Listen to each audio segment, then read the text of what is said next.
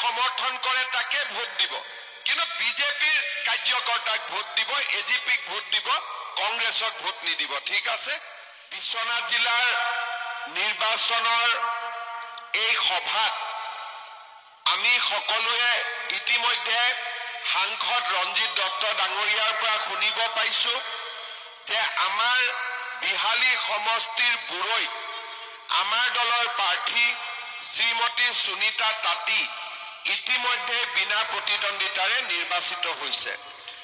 বিশ্বনাথ সমষ্টিত আঞ্চলিক পঞ্চায়তত আমাৰ দুগৰাকী, বিহালী সমষ্টিৰ আঞ্চলিক পঞ্চায়তৰ 14 গৰাকী আৰু গহপুৰত আমাৰ আঞ্চলিক পঞ্চায়তৰ 7 গৰাকী, অৰ্থাৎ 73 গৰাকীৰ ভিতৰত 23 গৰাকী প্ৰাৰ্থী ইতিমধ্যে বিনা প্ৰতিদ্বন্দ্বিতাৰে নিৰ্বাচিত হৈছে।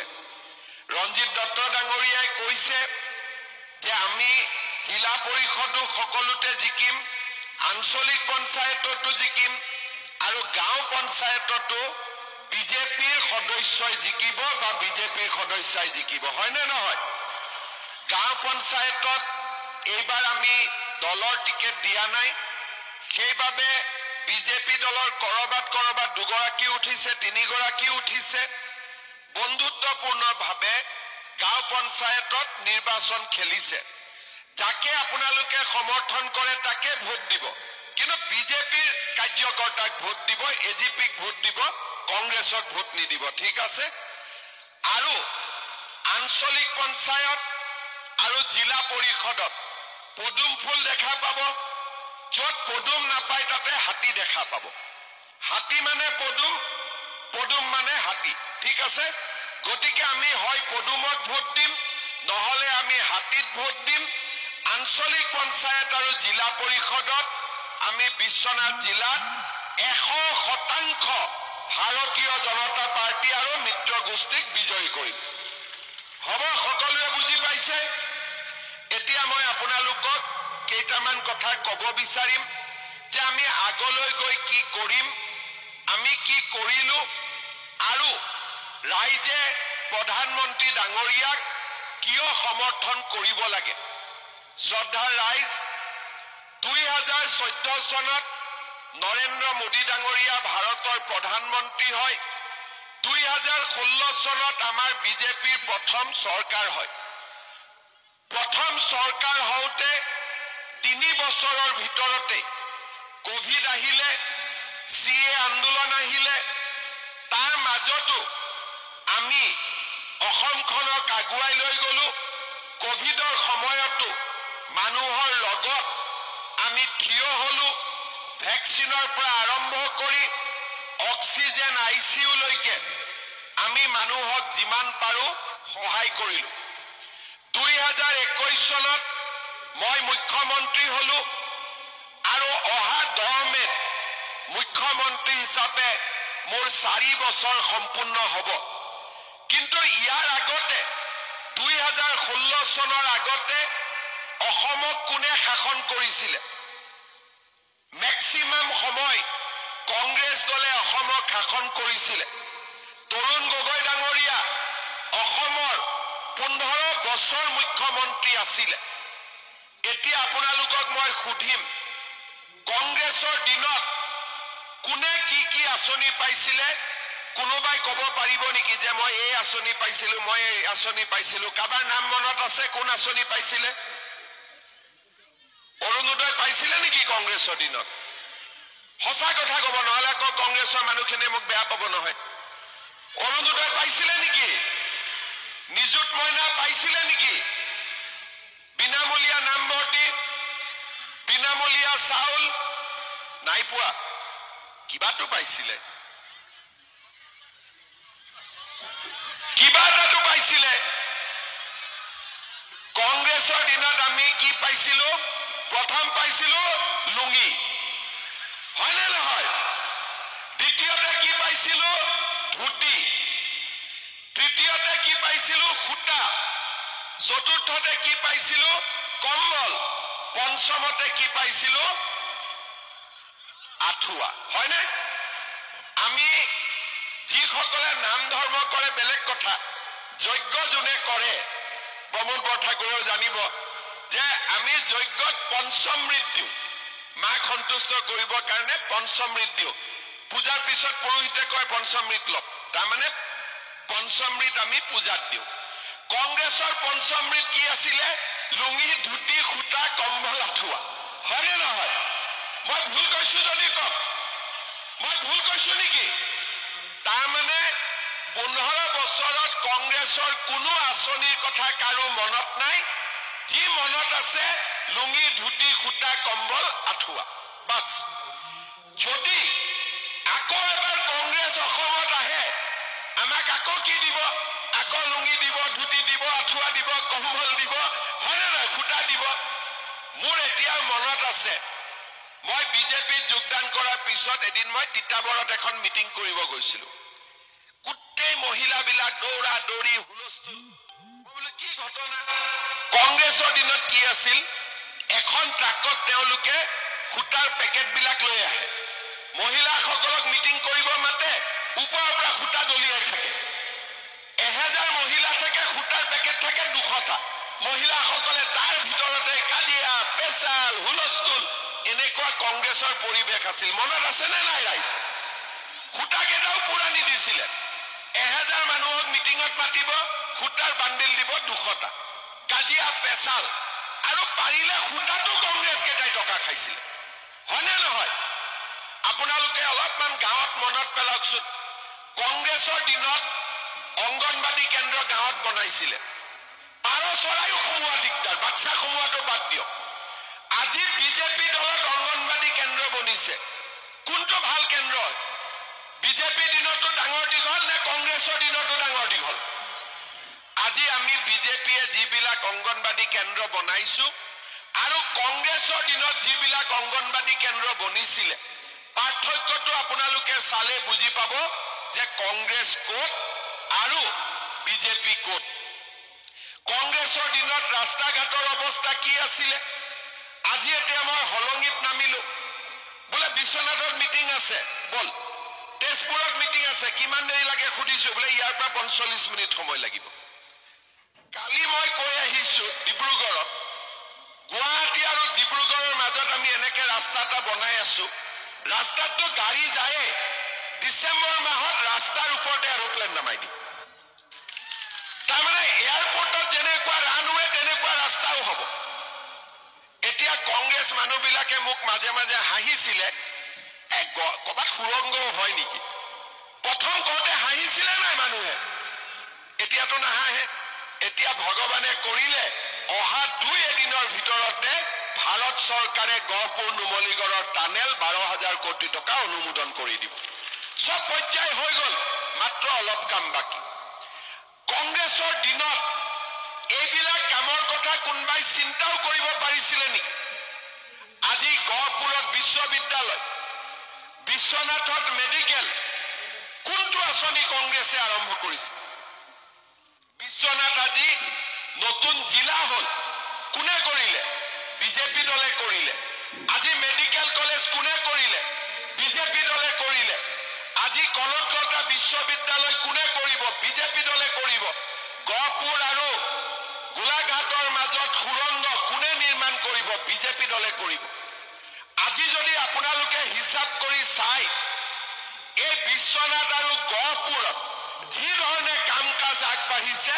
অসমৰ ভিতৰতে আটাইতকৈ বিকশিত জিলা হিচাপে অহা 10 বছৰৰ ভিতৰত বিশ্বনাথে আত্মপ্ৰকাশ কৰিব আৰু তেনেকে কামবিলাক হৈ আছে যেইবাৰে আহিছো নতুন নতুন কাম আমাৰ পৰিচালনা হৈ আছে আজি বিকাশৰ দিশত ডেভেলপমেন্টৰ দিশত কংগ্ৰেছ আৰু বিজেপি তুলনা নহয় কংগ্ৰেছ দলৰ দিনত অসমৰ হাইস্কুল বিলাকৰ অৱস্থা নাছিল হায়াৰ সেকেন্ডাৰী বিলাকৰ অৱস্থা নাছিল ৰাস্তা দি আহিলে ডন বস্কোখন দেখো ডাঙৰ ডাঙৰ বিল্ডিং সেন্ট মেৰিজ ডাঙৰ ডাঙৰ বিল্ডিং আৰু আমাৰ হাইস্কুল বিলাকৰ অৱস্থা নাই এতিয়া আমি সিদ্ধান্ত লৈছো যে আমাৰ চৰকাৰী যিমান হাইস্কুল আছে যিমান হায়াৰ সেকেন্ডাৰী স্কুল আছে সকলোতে আমি 8 কোটিকৈ টকা দিম আৰু ডন বস্কো সেন্ট মেৰিজত কৈও আমি ধুনীয়া স্কুল বনাম আৰু অলৰেডি বনোৱা 2খন 3খন 4খন আৰম্ভ হৈ গৈছে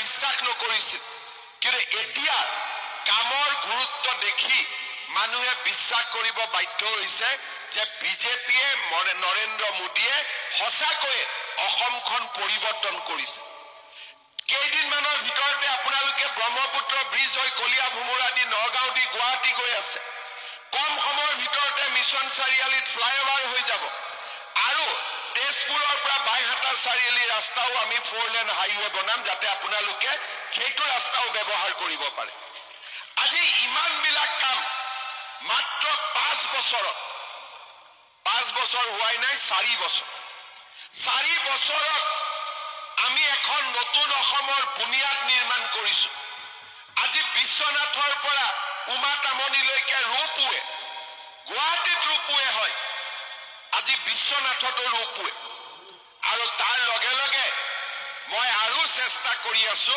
কাজিৰঙাৰ নামত গোপাল জাৰণী আদি দৰে অঞ্চলৰ যিবিলাক সমস্যা আছে তাৰো যাতে স্থায়ী সমাধান এটা মই খুব সোনকালে কৰিব পাৰো তাৰ কাৰণেও মই ব্যৱস্থা লৈ আছো মাছমৰীয়াসকলে যাতে মাছ মাৰিব পাৰে আৰু কাজিৰঙাৰ সীমাও আমি এনেকে কৰিব পাৰো যাতে জনবসতি অঞ্চলবিলাকত ইএছজেড আদিৰ কোনো অসুবিধা হ'ব নোৱাৰে আজি আমি প্ৰত্যেকটো কাম বিশ্বনাথ জিলাৰ প্ৰত্যেকটো কাম আমি এটা এটাকৈ কৰি গৈ আছো যেতিয়া বিহালীৰ ইলেকশ্যন হৈছিলে কংগ্ৰেছ দলে কৈছিলে 10,000 টকা মহিলাক নিদিয়ে এনেই কৈছে সিএমএ মুখ্যমন্ত্ৰী এনেই কৈছে দুই এগৰাকী মহিলাক তেওঁলোকে বিপথেও পৰিচালিত কৰিলে নিদিয়ে 10,000 টকা এতিয়া 1 এপ্ৰিলত 10,000 পাই গ'ল কংগ্ৰেছ এইবিলাক গাঁতৰ তলত সোমাই গ'ল নে নাই এতিয়া আমাৰ ৰাইজসকলে ভাবি আছে বিশ্বনাথত কেতিয়া পাওঁ গহপুৰত কেতিয়া পাওঁ হয়নে নহয়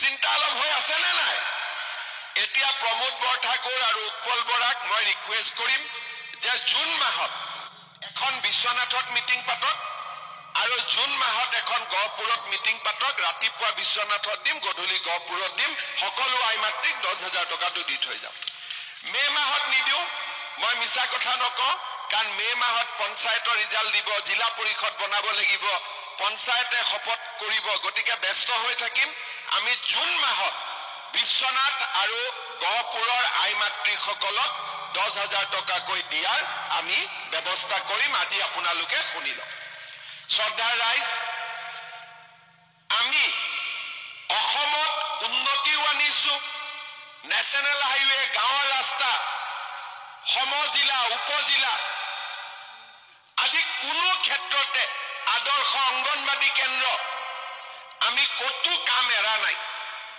আৰু এইবিলাক কাম কৰোতে কৰোতে আমি আৰু এটা কথা মনত ৰাখিছো যে দৰিদ্ৰ আৰু মধ্যবিত্ত সমাজখনৰ কেনেকে আমি উন্নতি কৰিব পাৰো যেতিয়া মই অৰুণোদয় আঁচনি আনিছিলো কংগ্ৰেছে কয় অৰুণোদয় দিব নালাগে কি অৰুণোদয় দিব নালাগে মই কি দিব লাগে লুঙি দিব লাগে নেকি আপোনালোকে কওকচোন অৰুণোদয় লাগে না লুঙি লাগে সঁচা কথা কওক একদম মনৰ পৰা কওক অৰুণোদয় লাগে না লুঙি লাগে এতিয়া মই মাজে মাজে কংগ্ৰেছক কওঁ যে আপোনালোকে হাতৰ চিনটো বাদ দিয়ক লুঙিৰ চিনত ইলেকশ্যন উঠি দিয়ক তেওঁলোকে অৰুণোদয় বেয়া পায় কিন্তু অৰুণোদয় আজি সকলো মানুহৰ উপকাৰ হৈছে নে নাই হোৱা যিসকলে পোৱা নাই তেওঁলোককো অৰুণোদয় লাগে নে নালাগে আজি 2021 চনত আমি 16,000 পৰিয়ালক অৰুণোদয় দিছিলো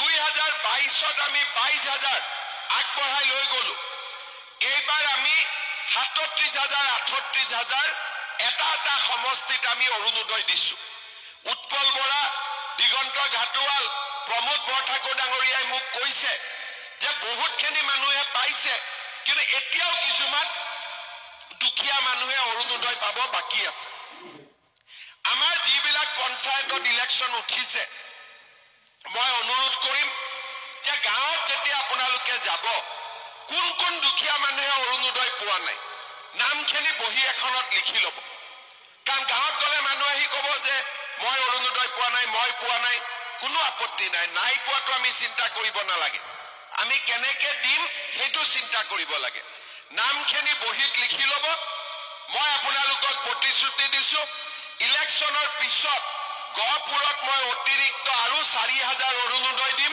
বিশ্বনাথত আৰু 4,000 অৰুণোদয় দিম, বিহালীত আৰু 4,000 অৰুণোদয় দিম। যিসকলে এতিয়া ফৰ্ম ফিল আপ কৰিব পৰা নাই তেওঁলোকেও ফৰ্ম ফিল আপ কৰিব পাৰিব, সকলোৱে একেলগে অৰুণোদয় পাব। তাৰমানে এইবাৰ কোনো দুখীয়া মানুহ বাদ নপৰে। বিহালীত যদি 40,000 44,000 ফেমিলিয়ে অৰুণোদয় পায় বাদ কোন পৰিব? গহপুৰত যদি 40-45,000 ফেমিলিয়ে অৰুণোদয় পায় বাদ কোন পৰিব? কোনো নপৰে। গতিকে আমাৰ চেষ্টা যে সকলোৱে যাতে অৰুণোদয় আঁচনি পাব পাৰে। কৰবাত 2-এজন বাদ পৰিব, গম নোপোৱাকৈ নামটো মোক দিলে হ'ল, আমাক দিলে হ'ল, আমি অৰুণোদয় দি দিম বাছ। এইবাৰ পঞ্চায়তত গোটেই কেণ্ডিডেটসকলক মই কৈছো য'তে যাওঁ নামখিনি লিখি আনিব, কাৰণ মানুহেতো আপত্তি কৰে যে মই অৰুণোদয় পোৱা নাই বুলি। দ্বিতীয়তে ৰেচন কাৰ্ডত মোদী ডাঙৰীয়াই আমাক কি দিলে? আমাক চাউল দিলে। এতিয়া আমি ৰেচন কাৰ্ডখন দেখুৱালেই আমি মেডিকেল কলেজত হস্পিটালত 5 লাখ টকালৈকে বিনামূলীয়া চিকিৎসা পাম। ডিচেম্বৰ মাহৰ ভিতৰত বিশ্বনাথতো মেডিকেল হৈ যাব, আমি উদ্বোধন কৰি দিম, সব ৰেডি কৰি থৈছো। এতিয়া এইবাৰ এটা মই নতুন নিয়ম কৰিব খুজিছো। কলেজত যেতিয়া আমি বিনামূলীয়া নামভৰ্তি কৰিব যাওঁ, প্ৰিন্সিপালে আমাক কয় যে গাঁওবুঢ়াৰ চাৰ্টিফিকেট আন, পঞ্চায়তৰ চাৰ্টিফিকেট আন, মৌজাদাৰৰ চাৰ্টিফিকেট আন। 700-800 টকা তাতেই গুচি যায় অহা যোৱা কৰোঁতে, কিবা এটা দিওঁতে। এইবাৰ মই নতুন নিয়ম কৰিছো যে আমাৰ এডমিশ্যনত কাৰো চাৰ্টিফিকেট আনাৰ দৰকাৰ নাই, ৰেচন কাৰ্ডখন দেখুৱালে এডমিশ্যন হৈ যাব। ভাল হ'বনে নহয়? কাৰো ঘৰত যাব নালাগে, চিধাকৈ ৰেচন কাৰ্ডখন দিব। ৰেচন কাৰ্ড যাৰ হাতত আছে তাৰ পৰিয়ালৰ ল'ৰা ছোৱালীয়ে বিনামূলীয়া নামভৰ্তি পাব। চিম্পল কৰি দিলো। এতিয়া মই আৰু অলপ আগুৱাই যাব খুজিছো। ৰেচন কাৰ্ডত আমি চাউল পালো, ঘৰত অৰুণোদয় পালো, মহিলাই 10,000 টকা পালে, আৰু আয়ুষ্মান ভাৰত, আয়ুষ্মান অসমো পালো, কলেজত নামভৰ্তিও পালো। এইবাৰ 1 অক্টোবৰৰ পৰা আমি সিদ্ধান্ত লৈছো যে ৰেচন কাৰ্ডত আমি দালিও কম দামত দিম, নিমখো কম দামত দিম, চেনিও আমি কম দামত দিম। তাৰমানে এটা পৰিয়ালে চাউল বিনামূলীয়াকৈ পালে, দালি বজাৰতকৈ 30 টকা কমত পালে, চেনি বজাৰতকৈ 30 টকা কমত পালে, নিমখ বজাৰতকৈ 10 টকা কমত পালে, আৰু মেডিকেল খৰচো পালে। ইলেক্ট্ৰিচিটিৰ দাম আমি 1 এপ্ৰিলৰ পৰা 1 টকাকৈ কমাই দিছো। এইবাৰ বিলত আপোনালোকে দেখা পাব। আৰু অক্টোবৰ নৱেম্বৰত যদি ভগৱানে মোক শক্তি দিয়ে আৰু 1 টকা 50 পইচা দি পাৰো আৰু দাম কমাই দিম। অৰ্থাৎ যাতে দুখীয়া আৰু মধ্যবিত্ত মানুহ চলাৰ কাৰণে কোনো অসুবিধা নাই। 1250 টকা নগদ পালো, দালি কম দামত পালো, চেনি কম দামত পালো, নিমখ কম দামত পালো, চাউল বিনামূলীয়াকৈ পালো। আমাৰ ঘৰখন চলিব, বাকী আমি কাম কাজ কৰিব সুবিধা পাম। সিদিনাখন মই ধেমাজিত গৈছিলো, ভাষণ দি আছিলো। এগৰাকী আইতাই ক'লে, গোটেইখিনি দিছ যদি বাবা গেছৰ দামটো কিয় কমাই নিদিয়? হয়নে? গেছৰ চিলিণ্ডাৰ কাৰ কাৰ ঘৰত আছে? হাত দাঙকচোন। বাপৰে। এতিয়া মই আমাৰ ইয়াতে গেছৰ দাম চৰকাৰী মতে 950 টকা, এজেন্সিয়ে 50 টকা আৰু লয়। কৰবাত কোনোবাই কৈছে যে 1050 টকা মান হয়গৈ, হয়নে? কিন্তু আচলতে এজেন্সিয়ে এক্সট্ৰা পইচা ল'ব নোৱাৰে, সেইখিনিও মই ঠিক কৰি দিম। আৰু গেছৰ দাম মই আপোনালোকক 300 টকা কমাই দিম, ডাইৰেক্টলি 300 টকা কমাই দিম। তাৰমানে যিসকলে উজ্বলা গেছ পাই আছিলে, উজ্বলা গেছে এতিয়া 250 টকাতে এটা গেছৰ চিলিণ্ডাৰ পাই যাব। আৰু যাৰ নৰ্মেল গেছ আছে, ধনী দুখীয়া সকলোৱে 600-650 টকাত পাই যাব। লুঙি ধুলিতকৈ ভাল নে বেয়া? খুটা কম্বলতকৈ ভাল নে বেয়া? আঁঠুৱাতকৈ ভাল নে বেয়া? এতিয়া আপোনালোকে নিজে চিন্তা কৰক যে কংগ্ৰেছক ভোট দিলে কি পাম? লুঙি, ধুতি, খুটা, আঁঠুৱা, কম্বল। আৰু বিজেপিক অৰুণোদয়, বিনামূলীয়া নামভৰ্তি, বিনামূলীয়া চিকিৎসা, বিনামূলীয়া চাউল, কম দামত দালি, কম দামত নিমখ, কম দামত তেল, কম দামত গেছৰ চিলিণ্ডাৰ, ইলেক্ট্ৰিচিটিৰ দামো কম। কোনফালে ভোট দিব লাগে নিজে কওক, আপোনালোকে নিজে সিদ্ধান্ত লওক, মই একো নকওঁ, কাক ভোট দিব লাগে। এইবাৰতো মই প্ৰথম মুখ্যমন্ত্ৰী হৈছো, আগতেতো মুখ্যমন্ত্ৰী হোৱা নাই। এতিয়া এইবাৰ যিখিনি কৰি আছো এইখিনি নিত্য নাটিকাহে, আগৰবাৰ আচল নাটক আৰু আহিব, আৰু কৰিম ডাবুল। থিয়েটাৰ আগতে নিত্য নাটিকা ওলাই নে নাই? গতিকে প্ৰথমবাৰতো ট্ৰেইনিং লাগে নহয়, গতিকে এইখিনি নিত্য নাটিকা আছিলে, আগততো আৰু ওলাব, তাৰ বিষয়ে আপোনালোকক এছেম্বলি ইলেকশ্যনৰ সময়ত কম।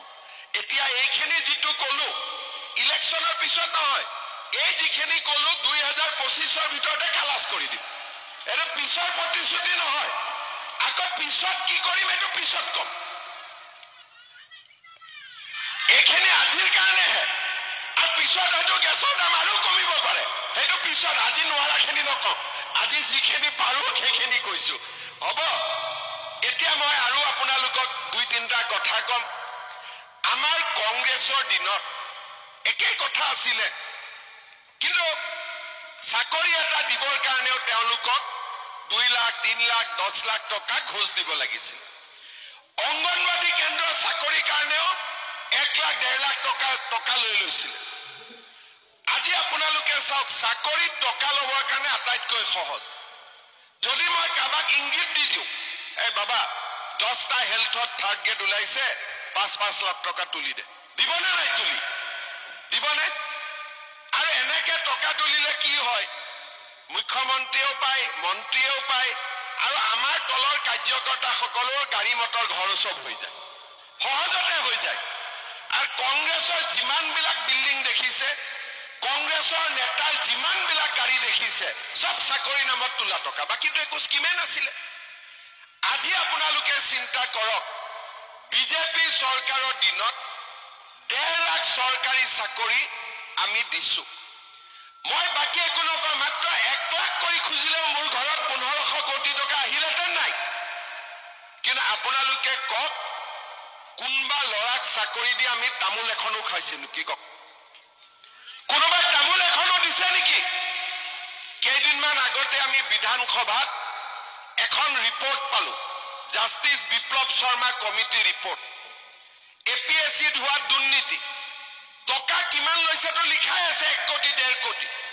সেইটো ডাঙৰ কথা নহয়, ৰিপৰ্টত এটা ডাঙৰ কথা লিখা আছে যে চৰকাৰী চাকৰি পাবলৈ কংগ্ৰেছৰ দিনত আমাৰ ছোৱালীসকলে নাভাবা নিচিন্তা কামো কৰিবলগীয়া হৈছে। তাতকৈ দুখৰ কথা কিবা থাকিব পাৰে নেকি? এই জয়মতী মূলা গাভৰুৰ অসমত যদি চৰকাৰী চাকৰি ল'বলৈ ছোৱালীৰ ওপৰত অত্যাচাৰ কৰা হয়, শাৰীৰিক মানসিক, তাক কোনোবা অসমীয়া মানুহে স্বীকাৰ কৰিব পাৰিব নেকি? এইবোৰ মই কোৱা কথা নহয়, ন্যায়াধীশৰ ৰিপৰ্টত এই কথা ইনক্লুড কৰিছে।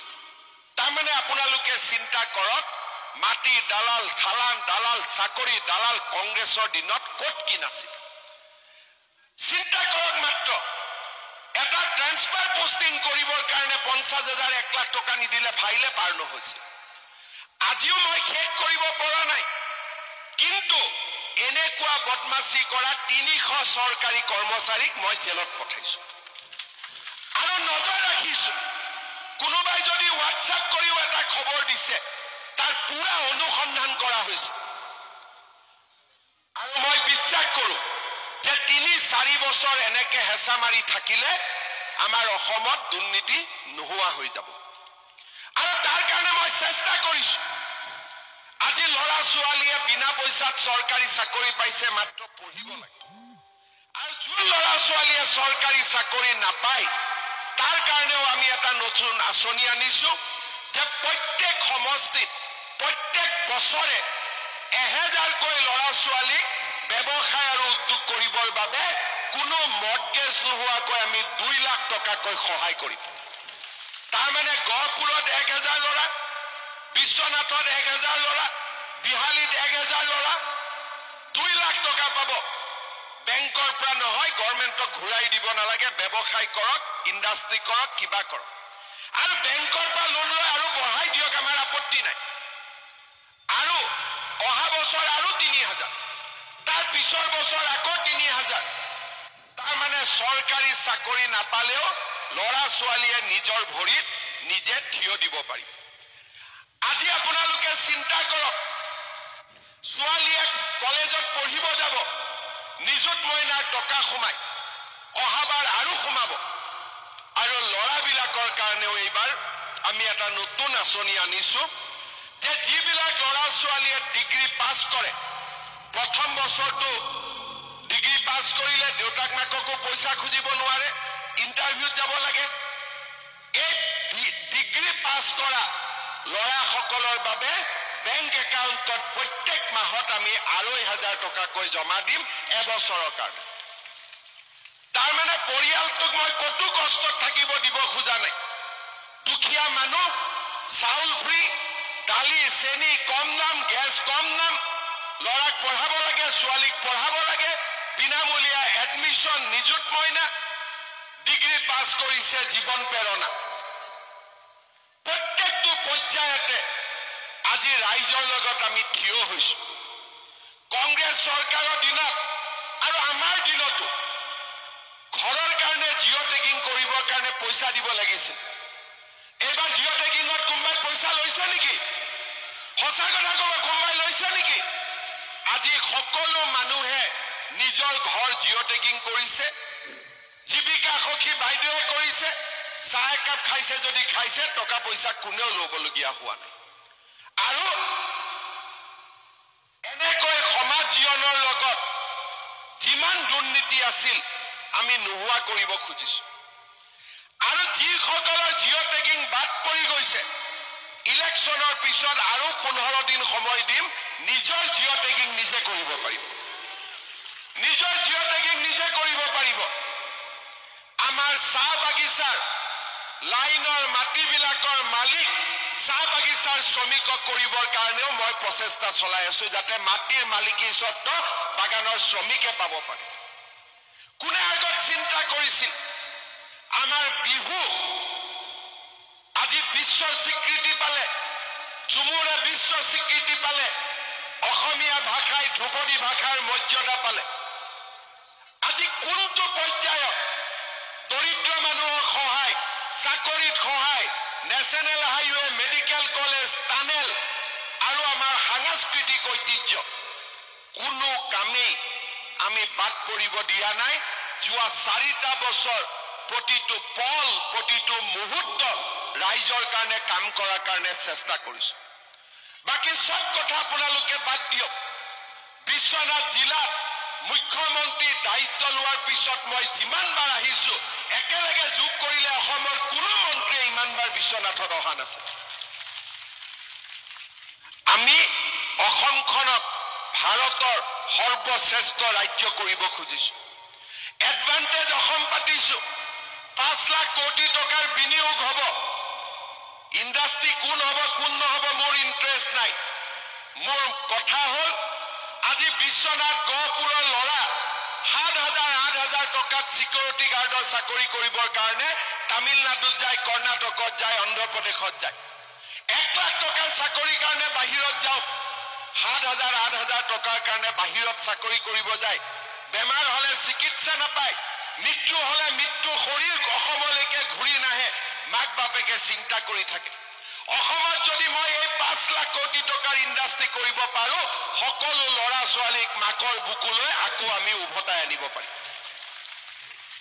সকলোৰে কাৰণে চিন্তা কৰিছো, কাৰণ মই বুজি পাওঁ অন্ধ্ৰপ্ৰদেশ, কৰ্ণাটকত সিকিউৰিটি গাৰ্ড কৰিব গলে ইয়াত মাক বাপেক কিমান চিন্তাত থাকে, তাক মই অনুভৱ কৰিব পাৰো।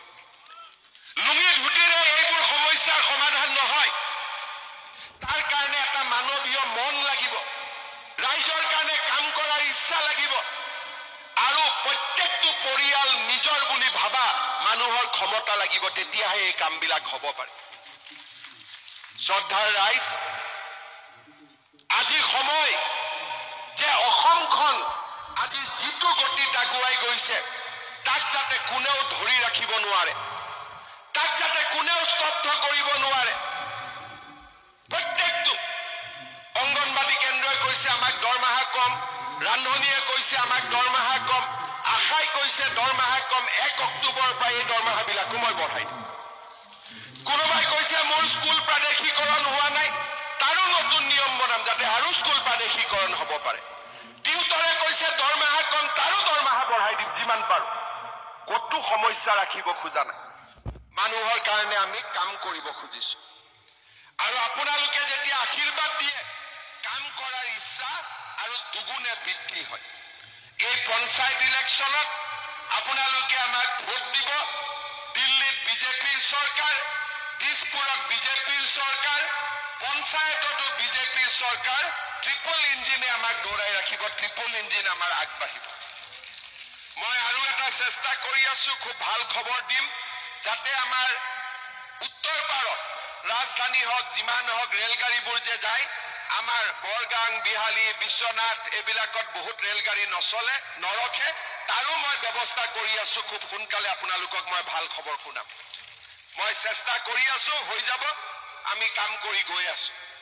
আজি ধান কিনিলে 250 টকা বেছি, সৰিয়হ কিনিলে 500 টকা বেছি, কৃষকৰ কাৰণে, চাকৰিয়ালৰ কাৰণে, মহিলাৰ কাৰণে আজি কোনটো পৰ্যায়ত আমি কাম কৰা নাই। আপোনালোকে মাত্ৰ আশীৰ্বাদ কৰিব, আমি যাতে এনেকৈ কাম কৰি গৈ থাকিব পাৰো।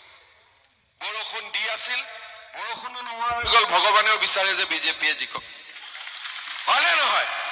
মই আহোঁতে দেখি আছিলো কিমান বৰষুণ হৈ আছিল, এতিয়াতো বৰষুণো নাই। বিজেপিৰ লগত সদায় ভগৱান থাকেই, হয়নে নহয়? সেইকাৰণে আপোনালোকে আমাকো আশীৰ্বাদ কৰিব। নৰ আৰু নাৰায়ণ, ভগৱানৰ আশীৰ্বাদতো একো নহব যদি নৰৰ আশীৰ্বাদ নাথাকে। আকৌ নৰৰ আশীৰ্বাদ থাকিলে নাৰায়ণৰ নাথাকিলে নহব। নৰ আৰু নাৰায়ণ দুইটাই মিলি পৰমাত্মা, হয়নে নহয়? গতিকে নৰ আত্মা, নাৰায়ণ পৰমাত্মা, আত্মা আৰু পৰমাত্মা নৰনাৰায়ণ, আৰু নৰনাৰায়ণৰ আশীৰ্বাদ থাকিলে কোনেও ধৰি ৰাখিব নোৱাৰে। আৰু সেইকাৰণে নৰৰ লগতে যাতে নাৰায়ণৰ আশীৰ্বাদ থাকে, সেইকাৰণে কল্যাণী থানো আমি বনাব চেষ্টা কৰিছো, যিমানখিনি পাৰো ভগৱানক সহায় কৰিবৰ কাৰণে। বিশ্বনাথ ঘাটো ধুনীয়া কৰিব চেষ্টা কৰিছো, নৰৰ স্থানতো নাৰায়ণৰ স্থানতো।